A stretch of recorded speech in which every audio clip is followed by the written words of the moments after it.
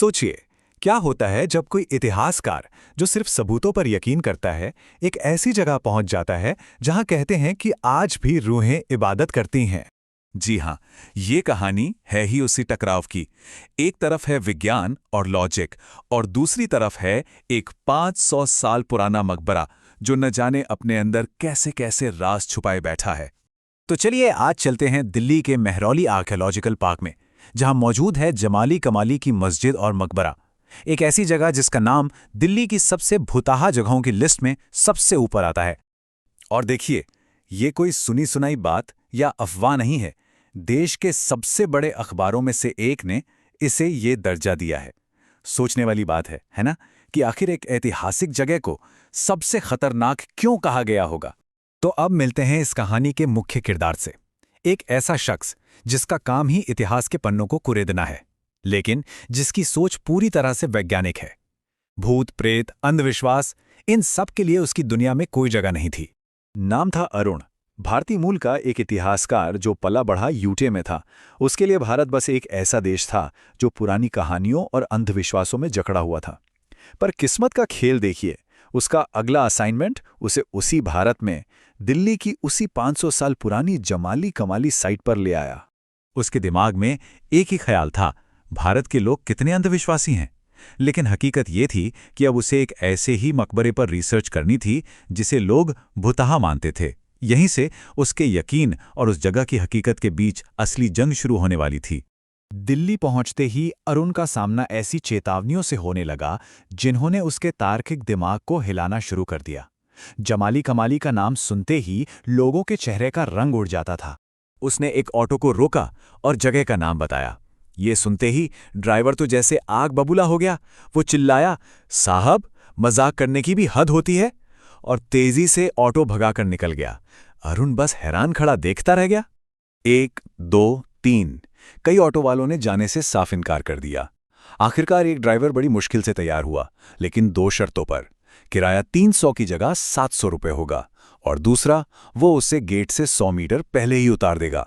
उतरते वक्त ड्राइवर ने अरुण के कंधे पर हाथ रखा और धीमी डरी हुई आवाज में कहा, साहब, वो जिन्नों का बसेरा है, सावधान रहना। जिन यानी वो ताकतें जिनके बारे में कहा जाता है कि वो आग से बने हैं।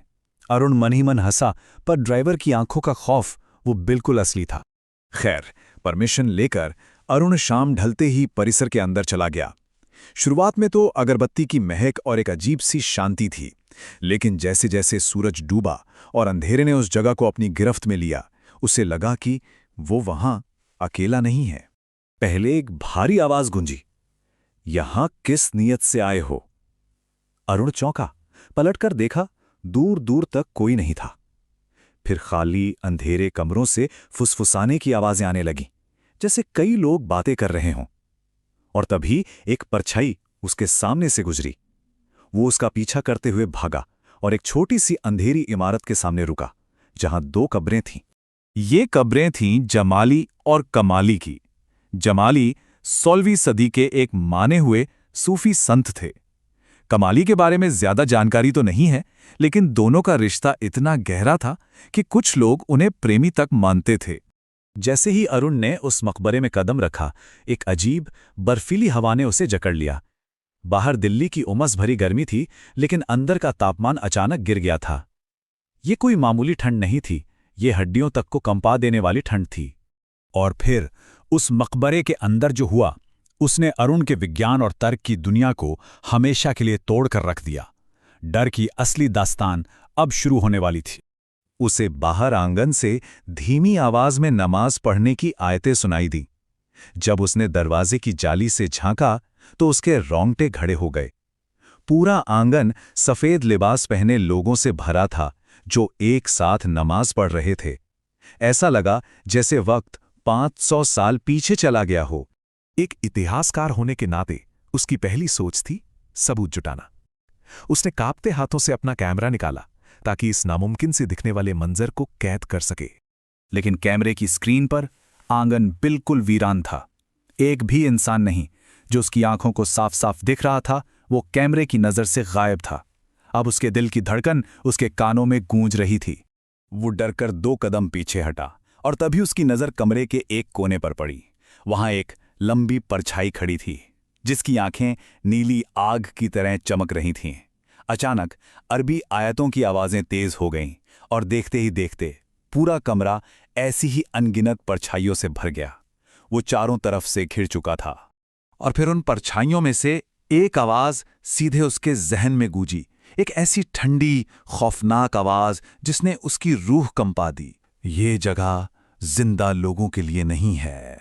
अरुण वहां से कैसे भागा, उसे खुद याद नहीं। वो बस बेतहाशा दौड़ता रहा, सीधा अपने होटल पहुंचा। लेकिन कहानी अभी खत्म नहीं हुई थी। अनजाने में वो एक ऐसा सबूत अपने साथ ले आया था जो उसके होश उड़ाने वाला था। होटल पहुंचकर जब उसने कांपते हाथों से कैमरे की रिकॉर्डिंग चेक की तो वीडियो में सिर्फ सफेद रोशनी थी, कुछ भी नहीं।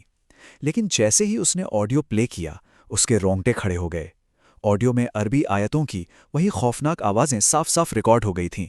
कहते हैं उस रात के बाद अरुण कभी भारत वापस नहीं लौटा। उसने अपनी रिसर्च फाइल को पूरा किया, लेकिन उसके आखिरी पन्ने पर एक इतिहासकार ने नहीं, बल्कि उस रात को झेलने वाले एक इंसान ने लिखा था, जमाली कमाली का मकबरा सिर्फ एक पुरानी इमारत नहीं, ये एक ऐसी जगह है जहां कुछ आवाजें कभी खत्म नहीं होती। तो ये कहानी हमें एक सवाल के साथ छोड़ जाती है। क्या कुछ जगहें वाकई अपने अतीत की यादों और आवाजों को हमेशा के लिए कैद कर लेती हैं? और जब कोई उन आवाजों को सुनता है तो क्या वो सिर्फ इतिहास सुन रहा होता है या कुछ और?